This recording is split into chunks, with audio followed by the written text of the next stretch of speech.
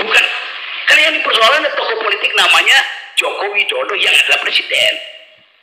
Kalau Joko Widodo yang saya temuin tadi di sekolah 26 yang ada soal, justru karena tadi prinsip noblesse oblige, maka seluruh mata itu mesti diarahkan dengan kecurigaan penuh pada Jokowi. Itu dasarnya. Standar berpikirnya begitu.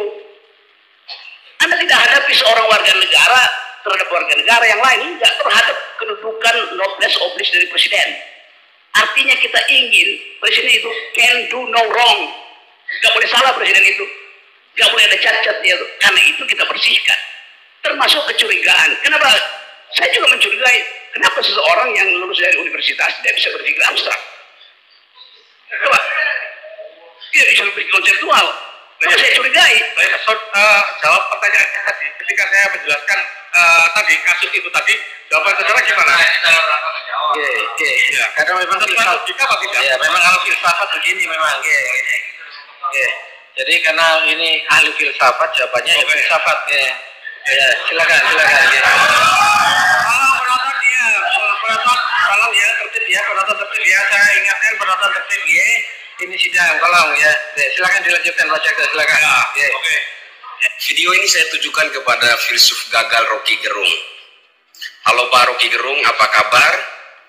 Mohon maaf saya katakan Anda filsuf gagal karena menurut saya seorang filsuf atau pemikir itu pemikirannya berdaya guna bagi banyak orang, bagi bangsa dan negara, bahkan bagi dunia. Itulah sejatinya seorang filsuf. Tapi hal tersebut tidak pernah saya lihat pada diri Anda. Sehingga saya kira sangat pantas kalau saya mengatakan Anda adalah filsuf gagal. Dan saya rasa Anda juga sakit jiwa. Namun saya berharap agar Anda segera pulih dari sakit jiwa yang Anda derita itu. Terkait baju adat suku Baduy yang dikenakan oleh Presiden Jokowi pada pelaksanaan sidang tahunan MPR kemarin, yang Anda komentari, Anda katakan pakaian adat yang bagus dikenakan oleh orang biadab, ya sampah. Begitu kira-kira kata-kata Anda. Nah, padahal saya itu merasa bahwa sebenarnya yang biadab itu adalah Anda sendiri gitu. Menurut saya yang biadab itu Anda.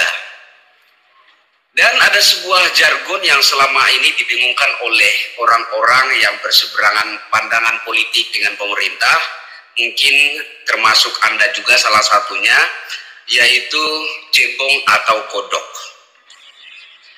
Padahal menurut amatan saya selama ini, sebetulnya yang cebong atau kodok itu Pak Rocky Gerung, juga Pak Rizal Ramli, juga Pak Amin Rais. Sebenarnya kalian-kalianlah cebong atau kodok itu menurut saya, Nah, kenapa saya katakan begitu? Saya ingat pernah saya tinggal di sebuah rumah yang di sampingnya itu ada sebuah sumur tua yang sudah tidak berair lagi. Nah, sialnya menurut saya di dalam sumur tersebut itu tinggallah kodok-kodok gitu ya. Dan kodok-kodok tersebut sangat mengganggu ketika dini hari menjelang pagi. Itu sangat bising dan mengganggu. Tapi karena posisinya yang berada di dalam sumur, ya sangat tidak mungkin untuk diapa-apain gitu. Mau dipukul tidak bisa, mau diapa-apakan juga tidak bisa karena posisinya berada di dalam sumur yang dalam. Begitulah kira-kira menurut saya seorang Rocky Gerung, Pak Amin Rais, Pak Rizal Ramli, dan lain-lain. Nah, Pak Rocky Gerung, sejujurnya menurut saya sebagai rakyat jelata ini, narasi-narasi yang selama ini Anda lontarkan terhadap pemerintah itu menyakitkan sekali. Sangat menyakitkan bagi saya sebagai masyarakat biasa yang tidak berpendidikan ini. Karena menurut saya narasi-narasi Anda itu sama sekali tidak mengandung adab, etika, tata krama, sopan santun, bahkan boleh saya katakan tidak mengandung moralitas sama sekali. Tapi saya harus berterima kasih kepada Anda saat ini.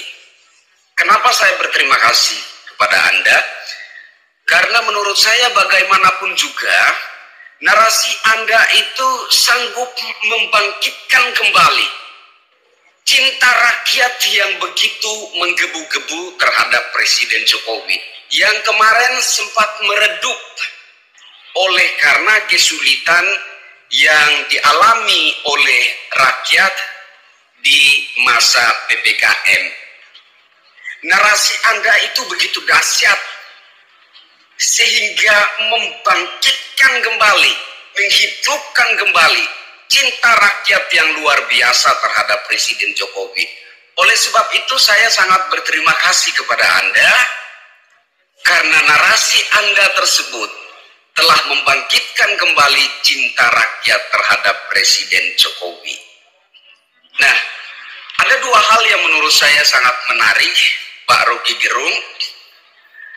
Pada tahun 2017 silam, saya pernah membuat vlog ya, saya pernah membuat video, di mana dalam video tersebut saya katakan bahwa hal yang paling ditakutkan oleh para pembenci Jokowi adalah potensi Jokowi menjabat Presiden Republik Indonesia seumur hidup. Itu saya katakan pada tahun 2017. Dan selepas itu ada juga beberapa kali saya utarakan, ya. Kenapa saya melihat potensi itu? Kembali lagi, karena saya melihat cinta rakyat yang begitu tulus dan menggebu-gebu terhadap Presiden Insinyur Haji Joko Widodo. Sehingga saya rasa wajar-wajar saja kalau pihak oposisi, termasuk diri Anda, itu panik gitu ya, merasa getir karena cinta rakyat yang menggebu-gebu terhadap Presiden Jokowi itu adalah potensi yang begitu kuat, di mana suatu saat rakyat akan menuntut agar kalau bisa Presiden Jokowi itu menjabat 3 periode atau bahkan seumur hidup. Suatu saat akan muncul gelombang-gelombang gerakan suara rakyat yang menuntut, mendesak agar Presiden Jokowi menjabat 3 periode atau bahkan seumur hidup. Itu akan menjadi tuntutan rakyat. Anda berpikirnya begitu. Anda tidak hadapi seorang warga negara terhadap warga negara yang lain, tidak terhadap kedudukan noblesse oblige dari Presiden. Artinya kita ingin Presiden itu can do no wrong. Gak boleh salah Presiden itu. Gak boleh ada cacat dia. Karena itu kita bersihkan. Termasuk kecurigaan. Kenapa? Saya juga mencurigai. Kenapa seseorang yang lulus dari universitas tidak bisa berpikir abstrak? Kenapa? Tidak bisa berpikir konseptual. Kenapa saya curigai? Jawab pertanyaan tadi. Ketika saya menjelaskan tadi kasus itu tadi, jawaban saudara gimana?